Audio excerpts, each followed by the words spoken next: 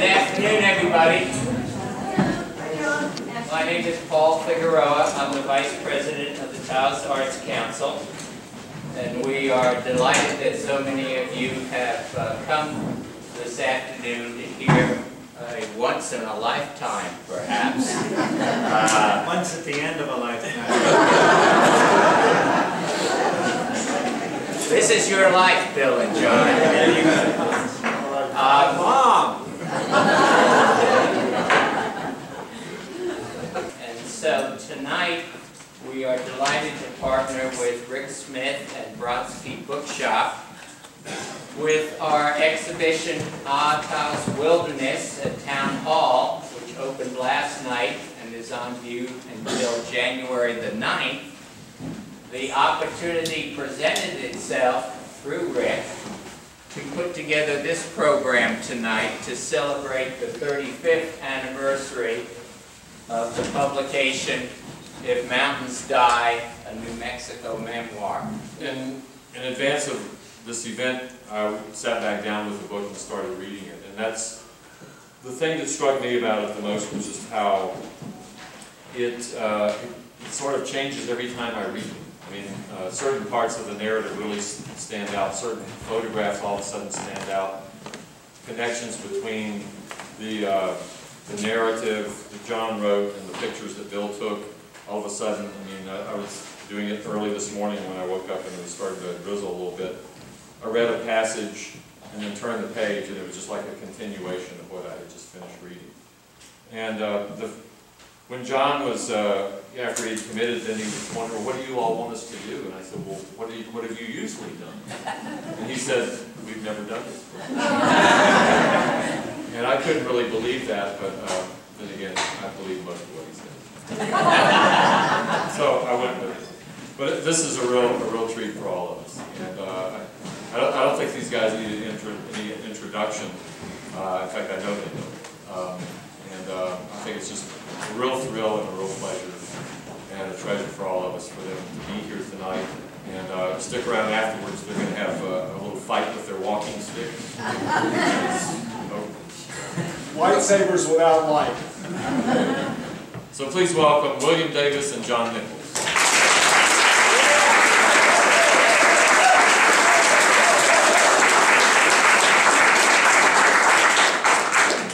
And John and Bill said, let there be light. But we don't have much light, but that's life. As any good photographer knows, I noticed that Rick is over there taking pictures in the dark, probably with, what kind of film does that? No film.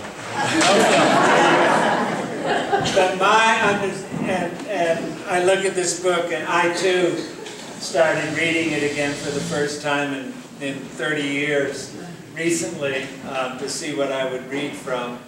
And I know that I was appalled at many instances from overwriting or underwriting or that kind of thing, but that's the way it goes.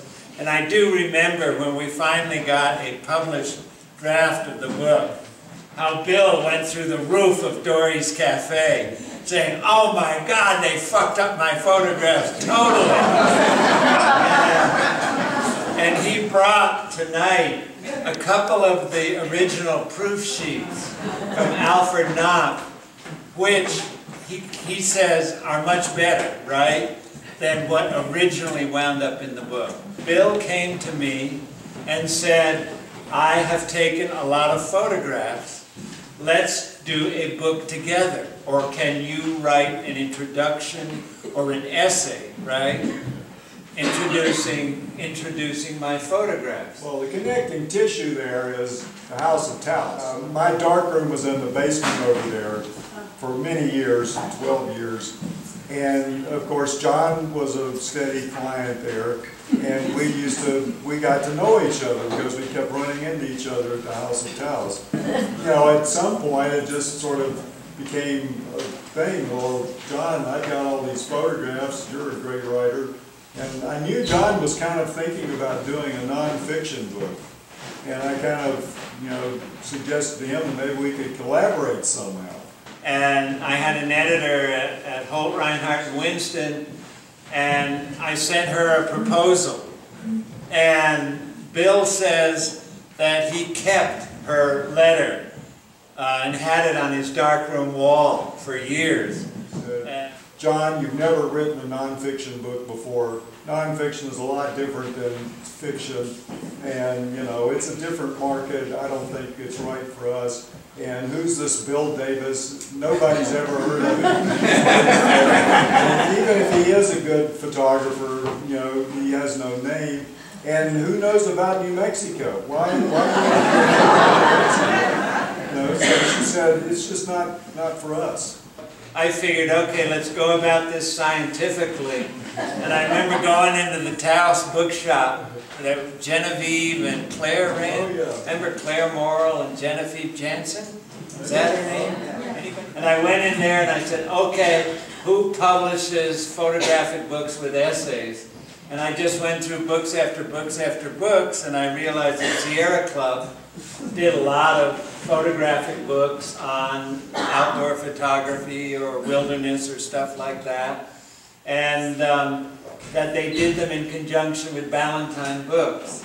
So Ballantine at that point was an arm of, I guess, Random House or Knopf or whatever, right?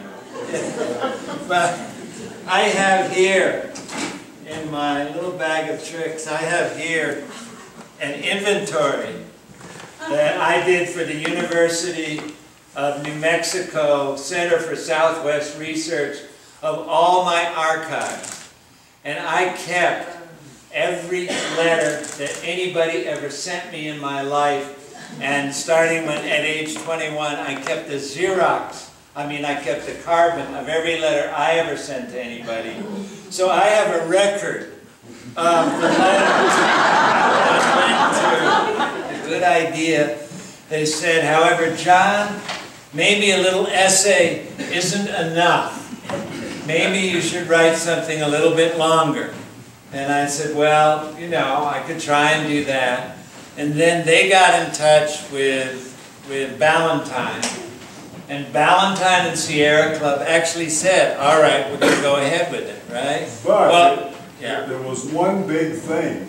As the dinner's winding down, one of the guys reaches in his briefcase and pulls out this book, and it was about this big and about an inch thick, and he said, these are the kind of books we're publishing now. and I looked at it and I went, oh.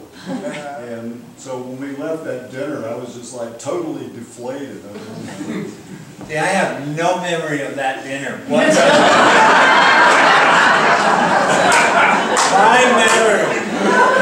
memory tells me that Sierra Club and Ballantine actually talked about going ahead with the book.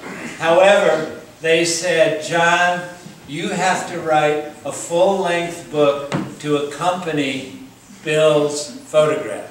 They said, okay, we'll give you a $20,000 advance, 10 for Bill and 10 for me. And I thought, hey, I can live with that, right? And I can write a book. If they give me $10,000, it'll take me a year to write the book, but I can do it. And then when Ballantine and Sierra Club broke up over whatever it was that broken up, I don't remember, you know, the meal and the little tiny books. But that may be what happened. I have no clue. And when they broke up, Ann Binder said, okay, we will switch it to Knopf. However, we're going to cut the advance in half. Because we're not having two publishers doing it, we're only doing one publisher. So we'll give you 10 grand, 5 for Bill, 5 for me. And that's what we got. That's what we got. And I had to sit down and then write a book for $5,000. In those days, $5,000 was still a fair amount of money. But it wasn't $10,000. I think I can actually do it. Yeah. For the most part, my people come from towns perched on the edge of 2 continents overlooking the Atlantic Ocean. Having that vast seascape available within a stone's throw of their lives is important to their sense of time and place. It helps give them a strong cultural and historical identity. Most of my own life, I have never lived very far from the sea. Much of the rich tradition giving purpose to my blood is connected with sailing vessels and man-of-war birds, with Breton fishermen and Salem sea captains, with the terns that wheel above sand dunes on Fire Island. But for the last 8 years, I've lived in the shadow of northern New Mexico's high mountains, in a tough, semi-arid valley surrounded by wide vistas of sagebrush mesa land and bordered on the west by a deep river gorge, 1,000 miles from the sound of pounding breakers. I thought at first I would experience a discomfort from being trapped inland so far from every reinforcement that mere access to beaches and watercraft has meant to me. Yet to my surprise, since I arrived in Taos in 1969, I've never had a longing for the Atlantic shore. Whatever gifts of mood, space, and love the ocean once gave me, these southern Rockies have conjured up also. I can stand in my back field gazing at the nearby peaks, feeling as centered as I ever felt on the threshold of an ocean. I can get my bearings against the silhouette of these Sangre de Cristos as easily as once I could reaffirm a cultural and physical balance against the sound of South Shore waves. The bulk of these mountains is oceanic.